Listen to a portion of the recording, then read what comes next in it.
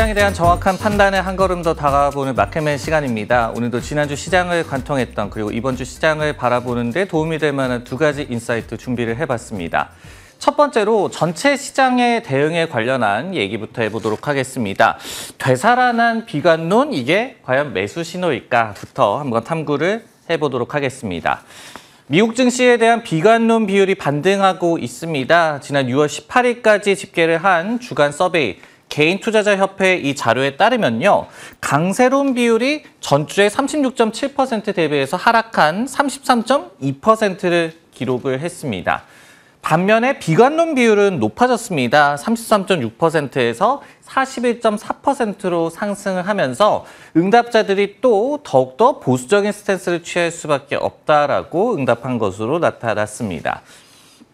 결국은 이스라엘과 이란의 갈등에 미국이 군사적으로 개입할 가능성이 불거지고 있고, 그리고 제롬 파월 연준 의장도 금리 인하에 대한 신중론을 밝히면서 이 같은 비관론 증가에 좀 기여를 하고 있는 그런 상황이라고 볼 수가 있을 것 같습니다. 흥미로운 건요, 시장 중립 전망 비율도 29.7%에서 25.4%로 이렇게 하락을 했거든요. 즉, 투자자들은 변동성이 조금 증가하면서 단기적으로는 하락하지 않겠느냐라는 쪽에 무게를 두고 있는 것으로 나타났습니다. 네, 이 같은 내용과 관련을 해서 저는 이 부분을 좀 더 생각을 해봤습니다. 그러면 지금이 기회일까? 심리 지표를 활용해서 시장에 대응하는 방법에 대해서 좀 더 생각해 보도록 하겠습니다. 지금 인용을 드렸던 개인투자자협회 AAII의 서베이 같은 경우에는요. 흔히들 역발상 투자, 컨트레리언 트레이드라고 얘기를 하는데요. 이것의 좀 도구로 활용되기 마련입니다. 통상적으로 불 앤 베어 스프레드, 그러니까 강세론, 비관론 이 부분의 좀 차이를 좀 집계를 해봤을 때 20%포인트를 기준으로 하는 것 같아요. 그러면서 과도한 낙관이 나타났을 경우 이것이 고점의 경고다라고 해석하는 그런 경향이 있고요. 반면에 또 과도한 비관론이 나타났을 때는 이제는 바닥이다라는 신호로 또 해석하는 그런 경향이다라고 분석해 볼 수가 있을 것 같습니다. 현재는요, 그래도 스프레드가 플러스입니다. 8%포인트 정도 강세론이 높은 상황이다라고 해석을 해볼 수가 있을 것 같습니다. 그러면은 이제 데이터로 봤을 때 실제로 이 같은 신호가 적중을 했느냐 좀 살펴보도록 하겠습니다.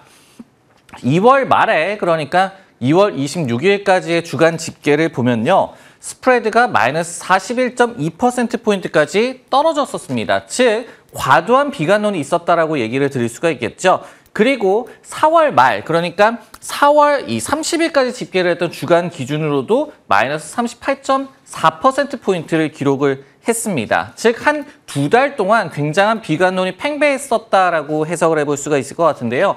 그런데 2월 말에, 그러니까 과도한 비관론이 나오기 그 직후에 바로 이제 시장을 매수했다, S&P 500 지수를 매수했다라고 가정을 하면요. 지금까지 약 한 0.2% 상승에 불과합니다. 반면에 4월 말쯤에 이제 매수를 시작했다라고 가정을 한다면 지금까지 약 한 7.2% 정도 상승을 했음을 알 수가 있습니다. 즉, 과도한 비관론이 최소한 한 해 두 달 정도 이어진 이후에 시장에 진입하는 것이 유효하겠다. 아니면은 과도한 스프레드가 해소된 직후에 시장에 진입하는 것이 적중하겠다라고 말씀을 드릴 수가 있을 것 같습니다. 하지만은 이렇게 얘기를 드리는 것이 사실 타이밍을 잡는 게 굉장히 힘들 수밖에 없겠죠. 그렇기 때문에 또 하나의 이제 방법을 제시를 해드리도록 하겠습니다. 종목별로 결국은 접근하는 방법도 한번 생각을 해볼 필요가 있을 것 같은데요. 결국은 과매수 그리고 과매도 종목으로 선별을 하는 방법을 한번 생각을 해볼 수가 있을 것 같습니다. 상대 강도 지수, RSI라고 얘기를 하는데요. 이것이 70 이상이면 과매수, 그리고 30 이하면 과매도라고 시장에서 많이들 판단을 하고 있습니다. 그런데요, 최근에 이제 데이터를 봤을 때 주요 종목을 보면요. 마이크론과 오라클, 웨스턴 디지털 같은 경우에는 RSI 지수가 80을 넘어서면서 과매수 구간에 들어선 것으로 나타나고 있습니다. 반면에 과매도 구간에 들어선 종목들도 있습니다. 컨스텔레이션 브랜드라든지 아니면은 맥도날드 그리고 룰루레몬 같은 경우에는 이제 RSI가 30을 미만을 기록을 하면서 과매도 구간에 들어왔음을 알 수가 있는데요. 이렇듯이 심리 지표를 활용해서 시장에 대응하는 방법도 기억해 두시는 것이 좋을 것 같습니다. 네, 이렇게 시장 전체와 관련한 이야기를 해봤고요. 다음 인사이트 한번 넘어가 보도록 하겠습니다. 스테이블 코인 수혜주 대장은 요즘에 핫한 그런 이슈가 되겠죠. 이 부분에 대해서 한번 생각을 해보도록 하겠습니다. 역시 이제 스테이블 코인의 가장 수혜주로 꼽히고 있는 서클 같은 경우에 지난주 금요일 날 새로운 매수 추천이 나왔습니다. 시포트라는 IB에서요, 매수 커버리지를 새롭게 게시를 하면서 목표 주가를 235달러로 제시를 했습니다. 그러면서 최근 5거래일 동안 약 한 80% 가깝게 오른 서클의 주가가 되겠죠. 그러면서 투자 의견 제시 당시, 그러니까 200달러 정도였었는데 그때 제시했던 업사이드는 벌써 이제 달성을 했다. 240달러까지도 넘어섰다라고 볼 수가 있을 것 같습니다. 시포트에서는 이렇게 분석을 하고 있었습니다. 서클이 최고 수준의 암호화폐 파괴자다라고 이 평가를 했고요. 그러면서 규제 환경이 개선이 되면서 상당한 미래 성장 잠재력이 있을 것이다라고 얘기를 했습니다.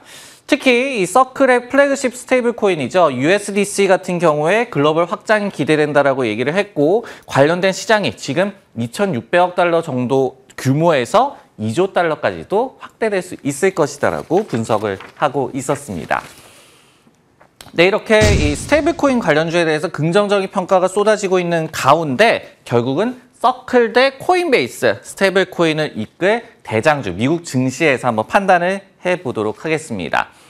일단은 좀 설명을 드리면요. 서클 같은 경우에는 시가총액 2위 스테이블 코인이죠. USDC의 발행사입니다. 그러면서 지니어스 법안 통과 등의 훈풍을 받으면서 지금 주가가 상장 이후에 6배나 상승하는 굉장한 그런 랠리를 보여주고 있습니다. 그렇다면 여기에서 더 오를 수 있을까? 결국은 이 기대감이 실제 성장으로 이어지는지를 입증하는 수밖에 없을 것이다라고 얘기를 드릴 수밖에 없을 것 같습니다. 수치로 한번 살펴보죠. 작년에 서클의 매출이 약 한 15억 달러 정도였습니다. 그런데 이렇게 이익 구조가 불분명한 성장주 같은 경우에는요, 결국은 매출 성장세가 밸류에이션을 정당화하는 수단으로 이 작용을 하게 마련입니다. 그렇기 때문에 향후 몇 년 내에 이 매출이 한 3배에서 4배 정도까지 성장을 할 수 있느냐가 이 서클의 주가 상승세를 정당화해 줄 수 있는 그런 지표라고 볼 수가 있을 것 같습니다. 한번 이제 구조를 살펴보면요. 서클의 매출의 99%는요. 이 스테이블 코인을 발행을 해서 그 돈을 가지고 이제 예치금을 통한 미국 국채에 투자하는 것, 즉 주로 단기채에 이제 투자를 하고 있는데요. 여기에 따른 이자 수익이라고 볼 수가 있을 것 같습니다. 즉 USDC의 시가총액이 늘어나야 매출도 자연스럽게 늘어나는 구조라고 생각을 해볼 수가 있을 것 같고요. 그렇기 때문에 현재 이제 USDC의 시총이 600억 달러 정도인데 향후 3에서 5년 내에 1,500에서 2,000억 달러까지도 성장을 해야 그러면은 보수적으로 봐도 이 매출, 그러니까 이자 수익으로만 40에서 50억 달러가 가능하겠다라는 계산이 나오고 있습니다. 여기에 이제 플러스 알파도 있겠죠. 민간 스테이블 코인 발행사들이 확대된다라고 한다면 이제 서클과의 소프트웨어 관련 협업이 가능하다. 그러니까 API를 기반으로 한 수익 창출도 가능하다라고 한번 생각을 해볼 수가 있을 것 같습니다. 단 이 불안 요소도 존재를 합니다. 미리 좀 체크를 해봐야 될 것 같은데요. 첫 번째는 역시 금리 의존도가 되겠습니다. 앞서 말씀드렸듯이 국채 운용 수익이 이제 대부분입니다. 그렇기 때문에 금리 하락 시에 자연스럽게 이 수익이 하락하는 구조도 저희가 생각을 해봐야 될 것 같습니다. 두 번째는요, 앞서서 말씀드린 이 USDC의 시총이 늘어나는, 그러니까 그 시장이 확대될 것이냐에 대해서는 아직까지 불확실성이 남아있는 그런 상황입니다. 그리고 연결돼서 세 번째, 경쟁 심화 가능성. 최근에도 월마트라든지 아마존 등의 기업들이 스테이블 코인을 또 발행하겠다는 소식이 나오기도 했죠. 앞서서 협업 기회가 될 수도 있다라고 말씀을 드렸지만은 이런 부분들이 경쟁 심화로, 그러니까 점유율 하락으로 이어질 가능성도 저희가 생각을 해봐야 될 것 같습니다. 반면에 그렇다면 코인베이스는 어떨까요? 서클에 대비해서는 그래도 불안 요소가 안정적이다라고 좀 말씀을 드릴 수가 있을 것 같은데요. 암호화폐 가격의 이 변동성이 연동이 되기 때문에 주가의 변동성도 좀 있기도 마련입니다. 하지만은 그래도 코인베이스는 수익 구조를 구축해서 이제 매출 고성장 대비해서 밸류에이션도 내년 기준으로 포워드 PER 한 37배 정도로 좀 구축이 돼 있는 그런 기업이다라고 볼 수가 있을 것 같습니다. 더불어서 서클의 성장과도 이제 코인베이스가 좀 연동되는 구조를 주목해 봐야 될 것 같은데요.